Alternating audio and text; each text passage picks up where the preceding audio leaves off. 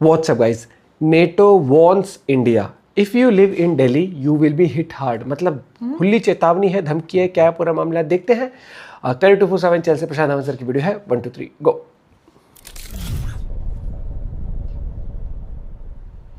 नमस्कार, welcome to career 247। मैं हूं प्रशांत धवन। सो रिसेंटली नेटो के चीफ ने एक डायरेक्ट धमकी दी है भारत को। ये कहा है कि अगर आप बीजिंग में रहते हैं, दिल्ली में रहते हैं, अगर आप ब्राजील में रहते हैं, तैयार हो जाइए, we are going to hit you hard. यहाँ पर आप देख पाएंगे, अगर आप प्रधानमंत्री हैं भारत के, या फिर चाइना के प्रेसिडेंट हैं, या फिर ब्राजील के प्रेसिडेंट हैं, सीधा सीधा नेटो ने धमकी दी है कि इन तीनों देशों को हम टारगेट करेंगे। और इसलिए आप देख रहे हैं ऐसी हेडलाइंस बनी है भारत में कि NATO threatens sanctions on India, China and Brazil. अब क्वेश्चन यहाँ पर यही आता है कि नेटो ने अचानक से भारत, चाइना, ब्राजील को वार्निंग देनी क्यों स्टार्ट कर दी है। हम यहाँ पर क्या करेंगे? वेल, तीनों कंट्रीज के रिलेशंस रशिया के साथ काफ़ी अच्छे हैं और नेटो के सेक्रेटरी मान के चल रहे हैं कि आने वाले 50 दिन, याद रखिएगा ये 50 दिन बहुत ही इंपॉर्टेंट है, 50 दिन के अंदर अंदर व्लादिमीर पुतिन या तो यूक्रेन की वॉर ख़त्म करेंगे या फिर मॉस्को और सेंट पीटर्सबर्ग पे बड़ा अटैक होने वाला है। आप यहाँ पे खबर आई थी, पूछ सकते हैं, मैं कह रहा था कि एक मैं वीडियो बनाऊंगा। हाँ, इन्होंने बताया था एक बड़े अटैक का प्लान किया है on Moscow and Petersburg. Well again देखो, ट्रम्प फ्लिप फ्लॉप बहुत करते हैं। एक बार को उनकी स्टेटमेंट आई थी कि बिल्कुल मॉस्को, पीटर्सबर्ग को अटैक कर दो, बिल्कुल बॉम्ब कर दो। And secondly, that President Trump said, basically, if Russia is not serious about peace talks, within 50 days, he will slam secondary sanctions on countries like India, China and Brazil. So my encouragement to these three countries particularly is, if you live now in Beijing or in Delhi, or you are the president of Brazil, you might want to take a look into this, because this might hit you very hard. So please make the phone call to Vladimir Putin and tell him that he has to get serious about peace talks, because otherwise this will slam back on Brazil, on India and on China in a massive way. So I think India की आड़ में आ रहे हो तुमसे Russia नहीं झेल रहा, तब तुम इंडिया की आड़ में आ रहे हो, वही वाली बात हो गई। India but also the weapons, I think, is very important, and we will find the money in Europe to make sure that Ukraine has what it needs to be in the best possible position during these peace talks. Main तो यही है ना, चाहे NATO चाहे कुछ अचानक जो से main Donald US Trump Ukraine को और बाकी जो नेटो एलाइज हैं सबको बोलते हैं डोंट बॉम्ब मॉस्को।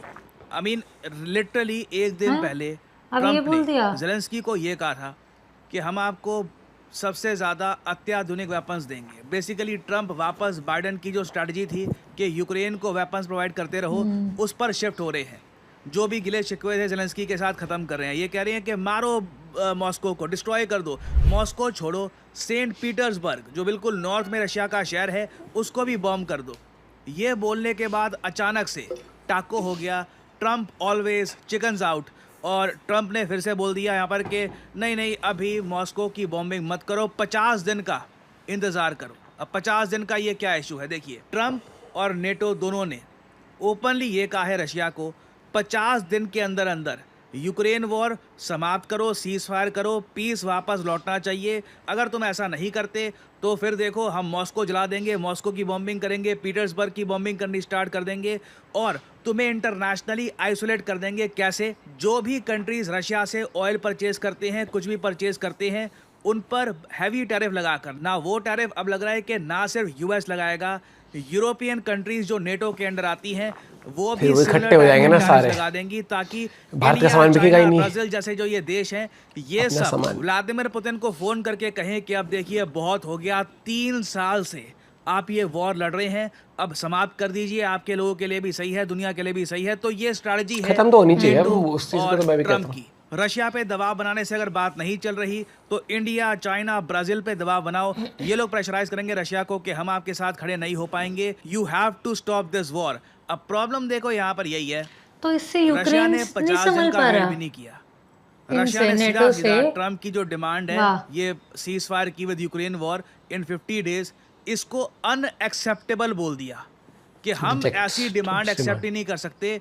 कोई दूसरा कंट्री हमको इस तरीके से ऑर्डर नहीं करेगा कि सीज फायर करो। और ट्रम्प की प्रॉब्लम यही है, ये सारी बातें अंडर द टेबल आराम से करते, ये खुलकर ओपनली बोलना। अब कर दो, ये कर दिया, मैंने कर दिया, सीज फायर के सामने जाना और ये बोलना कि ट्रम्प ने मुझको 50 दिन की ये वार्निंग दी और उसके बाद मुझको सीज फायर करना पड़ा, उसके लोग नहीं, ये कहेंगे देख, इसको 3 तो साल धमकी दे रहा तक है। हमने बलिदान दिया, मत सैंक्शन देना, है, अपने जो यूक्रेन सिविलियंस को वो हैं मत देना। उनको हमने सोल्जर्स में कन्वर्ट किया, यूक्रेन में कई हजारों रशियंस मारे गए। और घूम फिर के इन दी एंड हुआ क्या कि कुछ लोग जो यूरोप में और यूएस में बैठे थे उन्होंने हमको धमकियां दे दी, अल्टीमेटम दे दिया और हमने ख़त्म कर दी ये वॉर।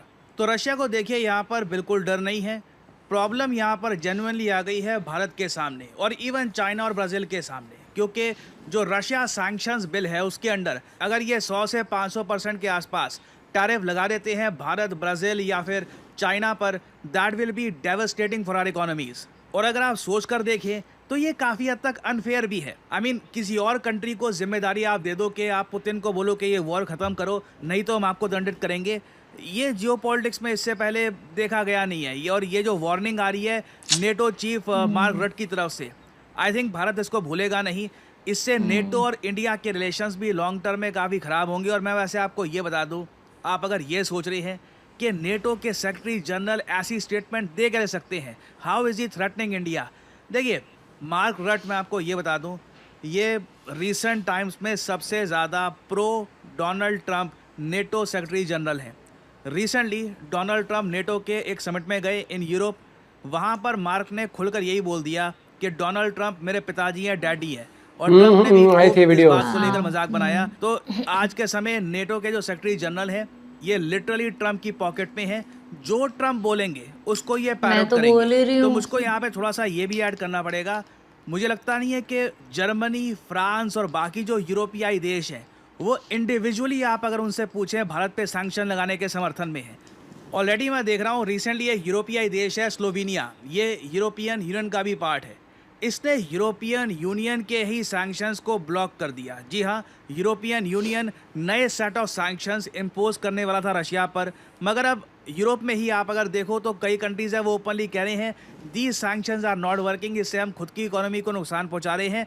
रशिया यूक्रेन का एक बड़ा हिस्सा कब्जाने वाला है और we can't really do much about it. या तो रशिया से डायरेक्ट वॉर करें, उसमें न्यूक्लियर वॉर का खतरा है। तो अगेन यूरोप में भी आप अगर देखो ना तो ऐसा नहीं है कि सब लोग ट्रंप के पीछे खड़े हैं, कई कंट्रीज़ हैं जो ट्रंप के इस पॉलिसी से डिसएग्री करते हैं। और आई थिंक अब टाइम आ चुका है कि हम ओपनली यूएसए और यूरोप दोनों को बता दें कि इस टाइप की जो धमकियां हैं इससे कोई भी वॉर ख़त्म नहीं होगी। वॉर अगर जेन्युइनली ख़त्म करनी है तो एक ऐसा समिट रखवाओ जहां पर यूक्रेन राज़ी हो कि देखिए रशिया की सरकार की तरफ से लोग आएंगे, हम बातचीत करेंगे और फिर एक पीस करने की कोशिश की जाएगी। नहीं तो अभी तक आप अगर देखो जो भी मेजर समिट्स हुए हैं इस वॉर को रोकने के लिए, वहाँ पर यूक्रेन की शर्त ये थी कि रशिया की पार्टिसिपेशन नहीं होनी चाहिए, रशिया की हाई लेवल पार्टिसिपेशन वो बर्दाश्त नहीं करेंगे।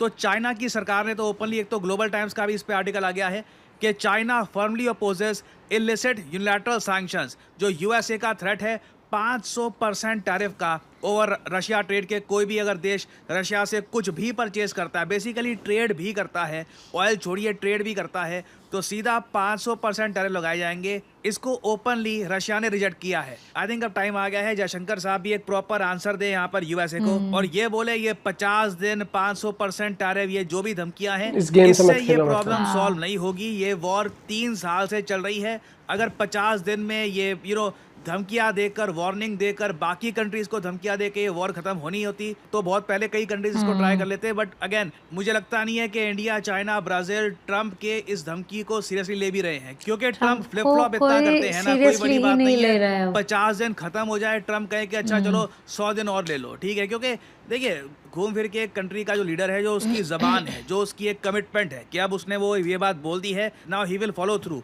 वो बहुत मैटर करती है। ट्रंप का जो ये फ्लिप फ्लॉप रहने करने का तरीका होता है कि आज बोल दिया कि अटैक करो, फिर कल बोल दिया कि नहीं, डू नॉट बॉम्ब मॉस्को। तो ये सब जो स्टेटमेंट्स है ट्रंप की और इवन नेटो चीफ की, इससे बिल्कुल स्टॉक मार्केट ऊपर नीचे होगी क्योंकि सडनली डर सामने आ जाता है 500% टैरिफ का। बट ग्राउंड लेवल पर आई डोंट रियली थिंक कुछ ज़्यादा बड़ा डैमेज होने वाला है। बट स्टिल बहुत सारी डेवलपमेंट्स आएंगी इस टॉपिक से रिलेटेड, कुछ अपडेट्स आती है, I will make updated video for you all.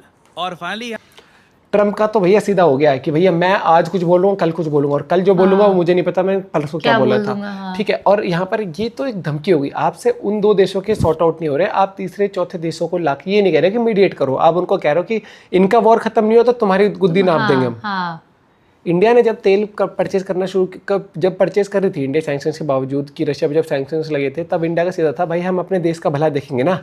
मेरे को एक छोटी सी चीज समझाओ, जैसे भाई ये यूरोप में अभी भी गैस ले रहे हैं रशिया से मैं और ये वैसे बोल रही सैंक्शंस हूँ, लगा के अगर बैठे इसको सीरियसली वॉर खत्म करनी है कि भाई मुझे तो इतने बड़े बड़े देशों को धमकी दे रहा है। यूक्रेन छोटा सा देश है, समझ रहे हैं, उसको वो लड़ किस उस पे रहा है इतने साल, वो चला ही इसलिए क्योंकि अमेरिका उसको सप्लाई कर रहा है, उसकी सप्लाई कर दो बंद, नेटो उसको दे रहा है, हथियार दे रहे हो, वेपन। अगर सीरियसली तुम्हें देखो जब भी पीस टॉक होंगे ना, हाँ। जब वो समझौता होता है तो ऐसा नहीं है दोनों को बराबर मिलता है, किसी को सैक्रिफाइस करना पड़ता है, ठीक है, अगर पीस टॉक वाकई में चाहते हो। और नहीं, एक टाइम था जब यूएस का पूरे उसमें बहुत वो था कि भाई अब ऐसे है, लेकिन उसके बाद भी बाकी कंट्रीज भी काफी, मैं कह रही हूँ एकदम उससे ज्यादा, लेकिन काफी स्ट्रांग हो चुकी है। ये स्टेटमेंट बहुत गलत थी कि हम वो नहीं तो तुम्हें ठोकेंगे, तुम्हारे ऊपर सैंक्शन लगा देंगे, तुम वहाँ रहते हो तो तुम्हारे लिए थ्रेट हो जाएगा। ये कोई स्टेटमेंट सही नहीं है, ना कोई शोभा देती है। आप मतलब ये आप ये बात कर रहे हो कि मतलब उनका वॉर हम आपके थ्रू खत्म करना चाहते हैं। हाँ, क्यों? तुम तो इतने बड़े वो हो। एक पॉजिटिव जेस्चर और एक धौंस, फर्क होता है। दिस इज अ धौंस दिखाना, और यहाँ पर इंडिया और चाइना इकट्ठे आ गए ना भैया, ये तीनों कंट्रीज बहुत हो, ठीक है, क्योंकि दो ऑलरेडी इकट्ठे हैं, रशिया और चाइना ऑलरेडी इकट्ठे हैं। आप अपना पॉइंट ऑफ व्यू शेयर कर सकते हैं इस बारे में। देखते हैं क्या डेवलपमेंट्स आती है आगे जाकर। मिलते हैं वीडियो के साथ, बाय बाय, टेक केयर।